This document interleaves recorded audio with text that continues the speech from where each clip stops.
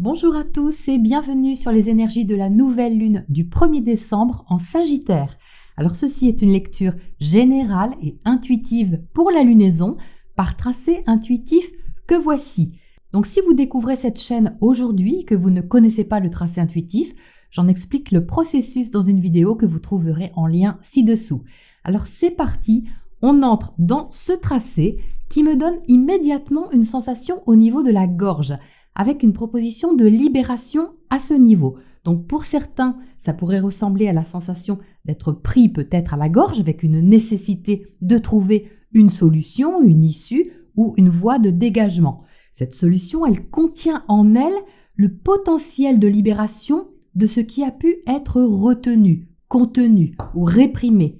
Et la proposition qui est là, elle est liée à la libération de l'expression, d'une expression. Donc expression de ce qu'on pense ou expression des sentiments ou expression de notre créativité. Dans d'autres cas ou d'autres situations, ça peut faire un peu comme un gloops. Vous savez, quelque chose qui ne passe pas et qu'on a du mal à avaler. Et ça peut se révéler être quelque part une formidable occasion de dénouer un nœud et de gagner en indépendance et en autonomie. Dans d'autres cas encore, il peut être simplement question d'oser. Oser dire, oser montrer, oser être soi. Mais ça touche quand même toujours l'expression, la communication. Donc si ça peut apparaître comme une sorte de déclic ou une prise de conscience, pourtant c'est pas si nouveau que ça. Le sujet n'est pas nouveau. Ça ressemble à quelque chose qu'on évitait peut-être soigneusement jusque-là pour une raison ou une autre et qui demande ici à être extériorisé. Mais c'est pas seulement dans un souci de libération. Ce qui apparaît là, c'est aussi une question d'honnêteté envers soi-même, même s'il y a une thématique relationnelle à la clé. C'est possible. Donc il peut y avoir un questionnement de ce qui fait sens pour nous au sein d'une question contractuelle ou relationnelle. Bon, c'est peut-être pas super confortable, mais c'est nécessaire parce que ça nous encourage à surmonter aussi un blocage. On avait peut-être quelque chose d'habituel où on se comportait d'une façon habituelle dans une situation par exemple, et là on est invité à peut-être improviser, mais c'est dans le but d'être aussi plus vrai. Il y a donc quelque chose qui demande à se révéler intérieurement avant d'être exprimé, partagé, mais ça fait un petit peu vous voyez, ça on se racle un petit peu la gorge là, qu'il y a un sujet sensible qui cherche à être éclairci.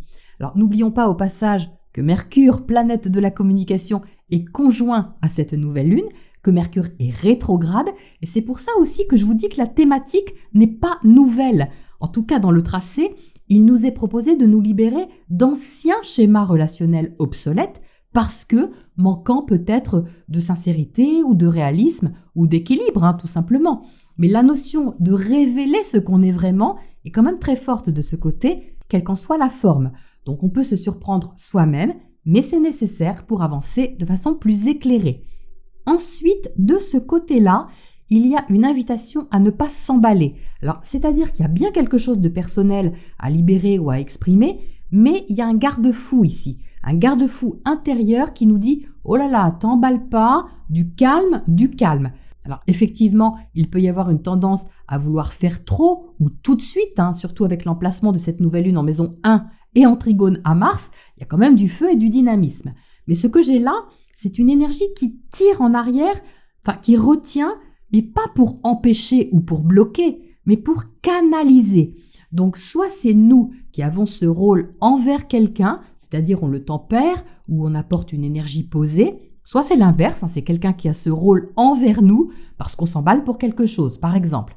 Soit ces deux parties-là se trouvent à l'intérieur de nous et cherchent à s'harmoniser. Donc c'est pas une énergie conflictuelle, je le ressens pas comme ça, c'est une histoire de modération.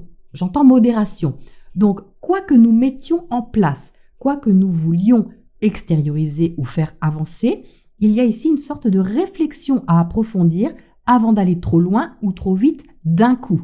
Alors c'est simplement pour éviter les excès qui risquent d'être tentants pour une raison ou une autre. On peut avoir envie de faire des plans sur la comète avec un certain allant et puis une réactivité qui est plus forte aussi. Mais ce petit garde-fou nous encourage à structurer nos projets, nos envies et nos élans. C'est de la sagesse, c'est de la protection. Il y a un petit côté saturnien, vous voyez par ici, mais gentil, moins autoritaire que Saturne en lui-même. Mais ça pourrait être cette Vénus en Capricorne, par exemple, qui se montre ici.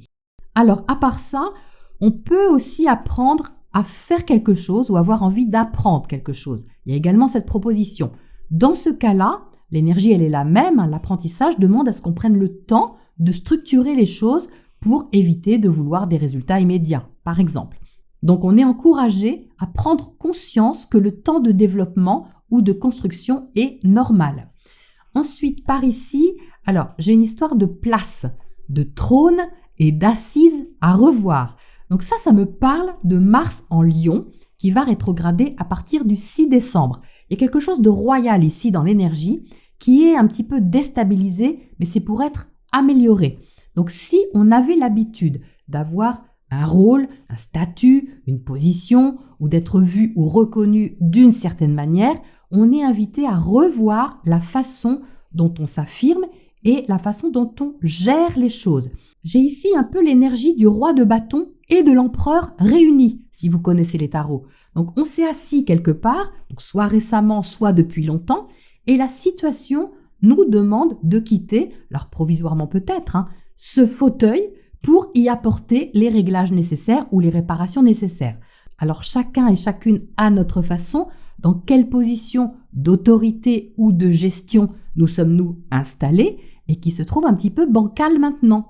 Donc selon la situation, on peut revenir plus tard, certainement quand Mars reviendra en Lion après sa rétrogradation, donc en avril 2025, on reprendra notre place après les modifications effectuées. Soit on reprendra notre pouvoir, notre place à un autre endroit, dans un autre fauteuil. Et la proposition, elle est ici de prendre la responsabilité de ce qu'on veut tout en acceptant les remises en question qui en découlent. Alors c'est intéressant parce que Mars est en maison 8 sur cette nouvelle lune, si on prend l'heure de Paris, qui est la maison des transformations, des grands changements de fond, et c'est ce qui émerge ici subtilement, vous voyez, c'est une modification à effectuer au niveau de notre rôle personnel pour mieux retrouver notre place ensuite, ou ce qu'on définit comme étant notre vraie place. Et là aussi, il y a en toile de fond, en dessous, une question d'honnêteté et d'intégrité envers soi-même. Et enfin, par ici, alors c'est la suite du troisième côté. C'est une insistance, je dirais, à ne pas hésiter à aller au fond des choses. Ça parle de creuser une piste, un sujet, une thématique, pour regarder avec lucidité ce qui fonctionne et ce qui ne fonctionne pas. Alors, je reprends la chaise un peu bancale que j'avais de l'autre côté. Enfin, c'est pas qu'elle était vraiment bancale, mais elle n'était pas fonctionnelle vraiment. Eh bien, ici, elle est comme retournée pour qu'on puisse la regarder sous toutes les coutures et voir ce qui est à remplacer, à raboter, à réparer. C'est comme une expertise, vous voyez, qui est assez intime, nécessaire et qui demande en même temps beaucoup de réalisme et aussi du bon sens. Donc symboliquement, si nous avons à redéfinir notre position, notre implication, notre rôle, que ce soit social, professionnel ou même relationnel, il est question d'étudier notre fonctionnement intérieur et nos actes au sein de cette thématique. Qu'est-ce qu'on fait ou qu'est-ce qu'on peut faire? Et même si là aussi ça prend un petit peu de temps, eh bien le fait d'aller au fond du sujet va aider à mieux se relever ensuite et mieux s'asseoir aussi, je dirais, si je garde ma métaphore.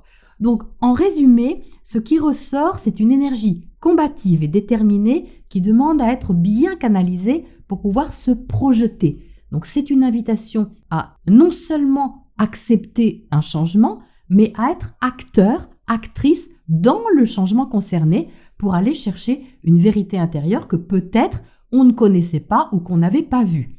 Et pour finir, alors au niveau de la mise en couleur du tracé et de l'apparition du personnage mystère, nous voici avec Roby, qui est spécialiste en système D et en solutions futées. Alors, il ne me dit pas s'il répare les fauteuils et les trônes, mais c'est une créature qui est ingénieuse, qui sait rebondir et qui sait surtout s'ouvrir à différentes possibilités. Donc, voici son message. Je vous invite à considérer votre objectif avec une approche plus éveillée. Pour mettre toutes les chances de votre côté, je vous encourage à ouvrir votre mental et dépoussiérer vos principes habituels. En abordant les choses avec un regard nouveau, vous découvrirez que vous avez plus de ressources que vous ne le pensez. Je vous souhaite une belle lunaison.